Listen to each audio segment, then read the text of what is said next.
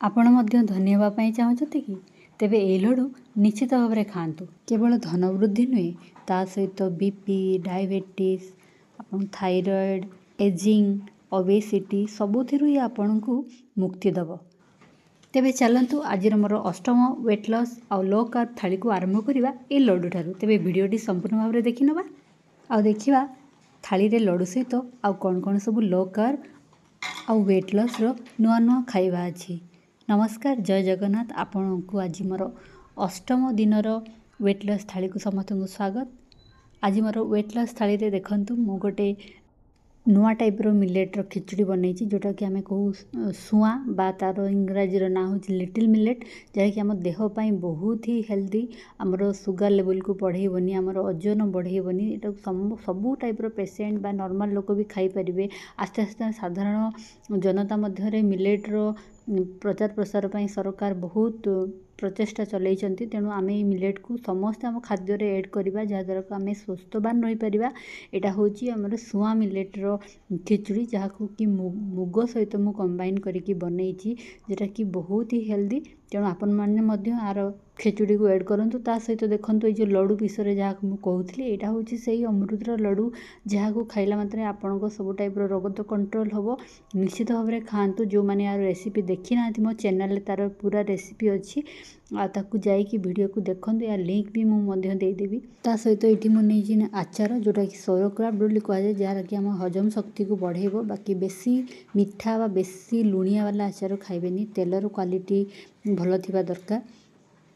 ଆଉ ଏଇଠି ମୁଁ ଖେଚୁଡ଼ିକି ବନେଇଛି ପୁରା ଦେଶୀ ଘିଅରେ, ଯେଉଁଟାକି ଆମର ସେଚୁରେଟେଡ଼୍ ଫ୍ୟାଟ୍ ଅଛି, ଆମ ଦେହର ଇମ୍ୟୁନିଟିକୁ ବୁଷ୍ଟ କରିବ ଘିଅ।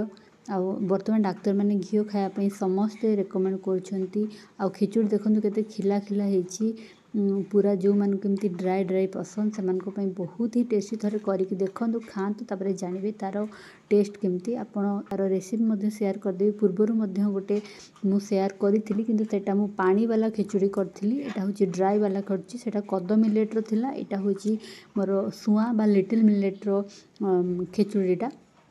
ତ ବର୍ତ୍ତମାନ ଆସନ୍ତୁ ଦେଖିବା ମୁଁ ଖିଚୁଡ଼ି ସହିତ କ'ଣ କମ୍ବିନେସନ୍ ନେଇଛି। ଏଇଟା ଦେଖନ୍ତୁ ମୋର ଭେଜିଟେବୁଲ୍, ଗୋଟେ ସବୁ ପ୍ରକାର ଭେଜିଟେବୁଲ୍ ପକେଇକି ଗୋଟେ ଘାଣ୍ଟିଆ ତରକାରୀ। ୟାର ମଧ୍ୟ ରେସିପି ମୁଁ ପୂର୍ବରୁ ସେୟାର କରିସାରିଛି, ଆପଣ ଚାହିଁଲେ ଦେଖିପାରିବେ। ଘାଣ୍ଟିଆ ତରକାରୀ ବହୁତ ହି ଟେଷ୍ଟି, ବିନା ପିଆଜ ରସୁଣରେ ବି ଆପଣ ଖାଇପାରିବେ, ଆଉ ମସଲା ବାଲା ବି ଖାଇପାରିବେ। ତ ମୁଁ ଅଲରେଡ଼ି ମୋର ଲଡ଼ୁ ଖାଇସାରିଛି, ଲଡ଼ୁରୁ ହିଁ ଆମେ ଖାଇବା ଷ୍ଟାର୍ଟ କରିବା। ତ ମୋ ଲଡ଼ୁ ଖାଇସାରିଛି ମୁଁ। ତ ବର୍ତ୍ତମାନ ହେଉଛି ମୋର ଇଏ ଘାଣ୍ଟ ତରକାରୀ। ଆମେ ବର୍ତ୍ତମାନ ଶୀତଦିନ ଯେତେ ଟାଇପ୍ର ଭେଜିଟେବୁଲ୍କୁ ଏଡ଼୍ କରିବା, ଯେତେ ମାତ୍ରାରେ ଆମେ କାର୍ବୋହାଇଡ୍ରେଟ୍ ଖାଇବା ବା ଖିଚୁଡ଼ି ଖାଇବା ଆମ ଖାଦ୍ୟରେ ନେବା, ତା'ର ଡବଲ୍ ଆମେ ସବୁବେଳେ ଭେଜିଟେବୁଲ୍ ନେବା। ଏଇଠି ମୁଁ 2 ତାଟିଆ ମୋର ଭେଜିଟେବୁଲ୍ କରି ନେଇଛି। ଆପଣ ଚାହିଁଲେ ଆପଣ ଆହୁରି ତାକୁ କ୍ୱାଣ୍ଟିଟି ବଢ଼େଇ ପାରିବେ। ଆପଣ ପେଟ ପୁରିବା ପର୍ଯ୍ୟନ୍ତ ଖାଇବେ, କେବେ ପେଟ ଫାଙ୍କା ରଖିକି ଖାଇବେନି। କାହିଁକିନା ଆମେ ଯଦି ଭୋକରେ ରହିକି ଡାଏଟିଂ କରିବା ବା ଖାଦ୍ୟ କଣ୍ଟ୍ରୋଲ୍ କରିବା, ତାହେଲେ ଆମର ନ୍ୟୁଟ୍ରିସନ୍ ସବୁ ଡେଫିସିଏନ୍ସି ଦେଖାଯିବ। ପେଟ ପୁରିବା ଦରକାର, କିନ୍ତୁ ହେଲ୍ଦି ଖାଦ୍ୟ ଖାଇକି ପେଟ ପୁରିବା ଦରକାର। ତା ସହିତ ନେଇଛି ମୁଁ ଏଇଠି କୋବି ଶାଗ, ଯେଉଁଟାକି କ୍ରୁସିଫରସ୍ ଗ୍ରୁପ୍ର ଭେଜିଟେବୁଲ୍, ଯେଉଁଟାକି ଆପଣଙ୍କର ଏଣ୍ଟି ଏଜିଂର ଏଜେଣ୍ଟ ଥାଏ, ଯାହାକି ଆପଣଙ୍କ ବୟସକୁ ଆପଣଙ୍କର ବଢ଼ିବାକୁ ବା ବୟସ ଜଲ୍ଦି ଆପଣଙ୍କର ବଢ଼ିବନି, ଆପଣଙ୍କର ସ୍କିନ୍କୁ ଟାଇଟ୍ ରଖିବ। ବହୁତ ହି ହେଲ୍ଦି ପରିବାଟା। ତା'ର ଏମିତି ଶାଗ, ତା'ର ଯେଉଁ ଦଣ୍ଟା ସବୁ ଥାଏ, ତା'ର ଏମିତି ଶାଗ କଲେ ବା ଚଡ଼ଚଡ଼ି କଲେ ବିଭିନ୍ନ ଆଇଟମ୍ କରିପାରିବେ। ମୁଁ ଏମିତି ତାକୁ ବାଇଗଣ ଦେଇକି ସିମ୍ପଲ୍ ଶାଗ ଭଜା କରିକି ଖାଉଛି, ବହୁତ ହି ଟେଷ୍ଟି। ଆପଣମାନେ ଏଭଳି ଭାବରେ ସବୁ ପ୍ଲେଟ୍ କରିକି ଖାଆନ୍ତୁ, ଆଉ ନିଶ୍ଚିତ ଭାବରେ ତା'ର ଟେଷ୍ଟ କିପରି ଲାଗିଲା ଆପଣ ମୋତେ ନିଶ୍ଚିତ କମେଣ୍ଟ ମାଧ୍ୟମରେ ଜଣାନ୍ତୁ।